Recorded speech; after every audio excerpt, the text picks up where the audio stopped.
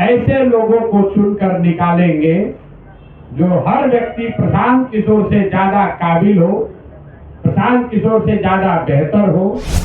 तरारी की जनता को, भोजपुर की जनता को वहां के माफियाओं से मुक्त कराने की लड़ाई जन सुराज जनरल साहब के नेतृत्व में लड़ेगी। जन सुराज का जो ये अभियान है, हर गांव से, हर क्षेत्र से ऐसे बच्चों को, ऐसे लोगों को, बिहार के लाल को ढूंढ कर निकालेंगे और बिहार की जनता के सामने ये अवसर होगा कि अपने सबसे काबिल बच्चों को चुनकर सदन में पहुंचाए जो कि आपकी जिंदगी को सुधार सके।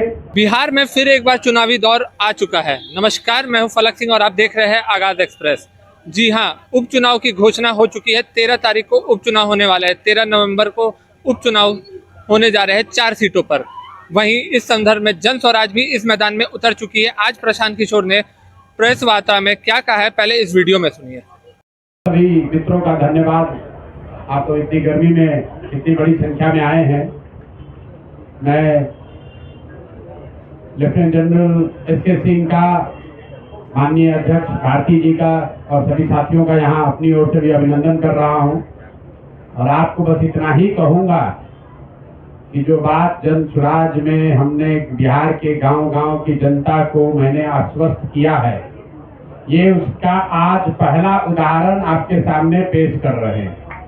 जो मैंने ये बात बताई है, इसी बिहार की मिट्टी से, इसी बिहार के गांव-गांव को मत के ऐसे लोगों को चुनकर निकालेंगे जो हर व्यक्ति प्रशांत किशोर से ज्यादा काबिल हो, प्रशांत किशोर से ज्यादा बेहतर हो।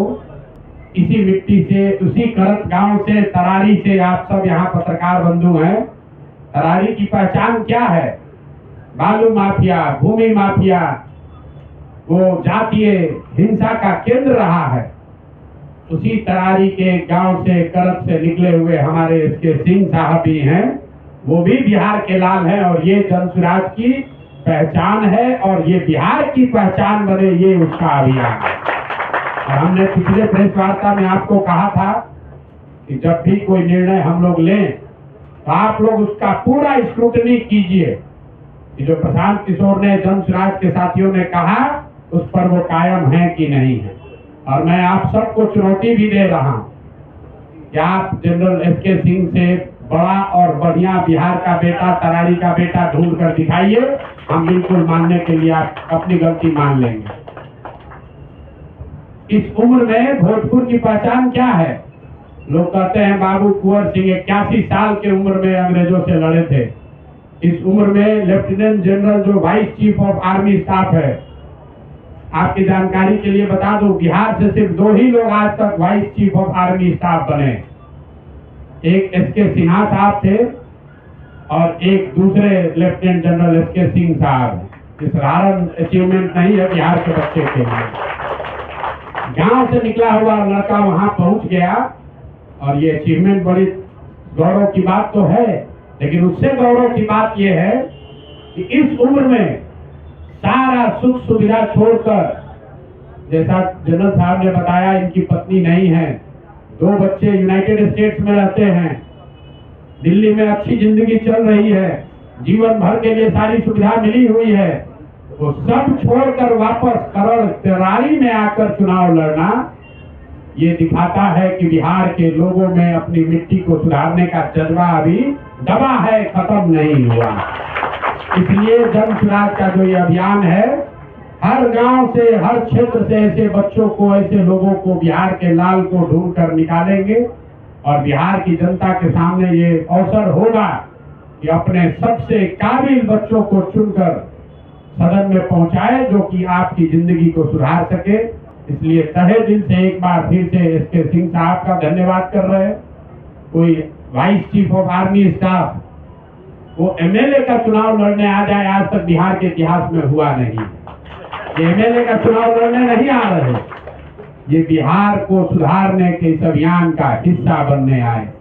ये हमारे लिए, जन सुराज परिवार के लिए, जन सुराज की सोच से जुड़े हुए सभी लोगों के लिए गौरव की बात है कि ये बिहार के हैं, तरारी के हैं। इन्होंने बहुत लड़ाई लड़ी है।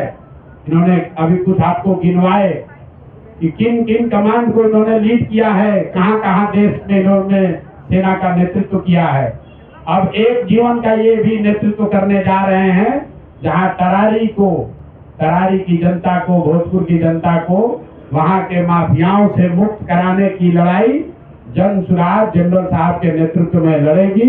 ये आगे आगे जनरल के तौर पर चलेंगे, हम लोग सब इनके साथ अपनी पूरी ताकत से लगेंगे। मैं यहाँ तरारी से आए हुए कुछ हमारे साथीगण हैं, जिला परिषद साहब हैं, मुखिया जी हैं, ये सारे लोग जिनके सहमति से इनका चुनाव हुआ है, मैं चाहूंगा इनका भी मैं धन्यवाद करूंगा। ये सारे लोग ही मिलकर वहाँ की जनता के आशीर्वाद से इनको जिता कर लाएंगे। प्रशांत किशोर और हम लोग की जो टीम है वो तो लगेगी ही, और आप लोग ये दबाव बनाकर रखिए हम पर। हर उम्मीदवार जब घोषित हो तो ये दबाव बनाकर रखिए, 243 में एक भी उम्मीदवार गलत हो तो मेरा गर्दन पकड़िएगा। बहुत बहुत धन्यवाद।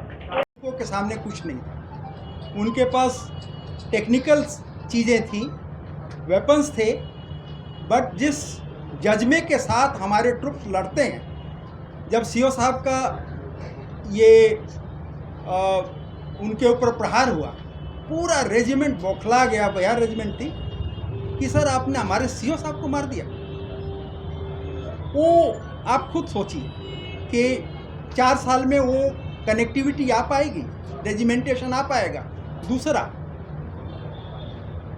और कोई टेक्निकल ट्रेनिंग जो है उसमें टाइम लगता है। एक सिविलियन से एक सिपाही को बनाने के लिए 1.5 साल के करीब, 2 साल के करीब लगता है। उसके बाद अगर वो आर्मर्ड कोर में गया है तो उसको टैंक का ड्राइवर बनना है, टैंक का गनर बनना है, टैंक का लोडर बनना है।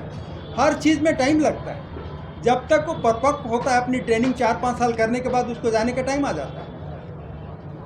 तो हमारे लिए भी अच्छा नहीं है और ये के लिए भी। देखिए, ऐसा है, कोई भी नया चीज़ आता है तो उसमें कमियां और स्ट्रेंथ होती हैं। उनके स्ट्रेंथ होगा तभी उन्होंने लागू किया है, लेकिन मेरे विचार से इसको दोबारा देखने की ज़रूरत है और जहां तक हो सके उसको सुधारने की ज़रूरत है।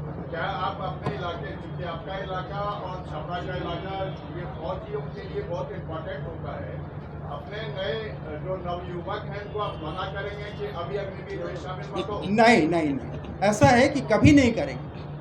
वो सिपाही है, देश की रक्षा के लिए जा रहा है, ट्रेनिंग में जा रहा है। हम बोले क्यों कहते हैं कि बेटा तुम 25% में अभी सेलेक्ट नहीं हो गया। मेरे विचार से लगता है कि इस गवर्नमेंट इसके परसेंटेज को और बढ़ाएगी। दूसरा, ये गवर्नमेंट का स्कीम है और पुराने हरियाणा में भी वो बोल रहे हैं, अभी के लिए इसको फेल नहीं होने देंगे। कोई भी अग्निवीर बेकार नहीं होगा, उसको कुछ न कुछ नौकरी मिलेगी। हमने तो जितने भी आए हैं कि सर हम करें कि नहीं करें, हमने कहा बेटा आज जाओ, अगर मैं तुम्हारी जगह होता तो आज जाऊँ। मैं किसी को नहीं रोकूंगा, किसी को एडवाइज नहीं करूंगा, क्योंकि पॉलिसी चेंज होती रहती है। दोनों बात कह रहे हैं। नहीं, आप सुनिए, आप पॉलिटिकली देख रहे हैं ऐसे देर पर। मैं तो एक टेक्निकल अपना फौजी के तौर पर बोल रहा हूँ कि जाना है, उसको नौकरी करनी है। हो सकता है उस 25% में आ जाए, हो सकता है ये कोटा 25 से 50-75 हो जाए, या जैसे पहले आया था शॉर्ट सर्विस कमीशन, उसमें था कि 5 साल के बाद चले जाएंगे आप, फिर 10 साल के बाद चले जाएंगे करके। अभी 90% शॉर्ट सर्विस कमीशन अफसर को परमानेंट मिल जाता है, तो अभी हम क्यों उसको रोकते? उसको जाने देना है। लेकिन हमारा सरकार से यही प्रार्थना है कि इसको फिर से देखभाल करें, एक कमेटी बनाएं और इसको इम्प्रूव करने की कोशिश करें। जैसा कि आपने वीडियो में सुना, प्रशांत किशोर ने भी अपना उम्मीदवार उतार दिया है। जी हाँ, lieutenant general SK Singh Tarari विधानसभा से चुनाव लड़ने जा रहे हैं। उन्होंने साथ में ही ये भी स्पष्ट किया, आने वाले 2 से 3 दिन में बाकी बचे 3 विधानसभा में भी वो अपने उम्मीदवार उतारने जा रहे हैं। और साथ ही में उन्होंने ये भी स्पष्ट कर दिया है कि जो भी उम्मीदवार उतर रहे हैं विधानसभा के लिए, वो सिर्फ और सिर्फ जनता के चुनाव से उतर रहे हैं। ऐसे और खबरों के लिए बने रहे हमारे साथ और देखते रहे आगाज़ एक्सप्रेस।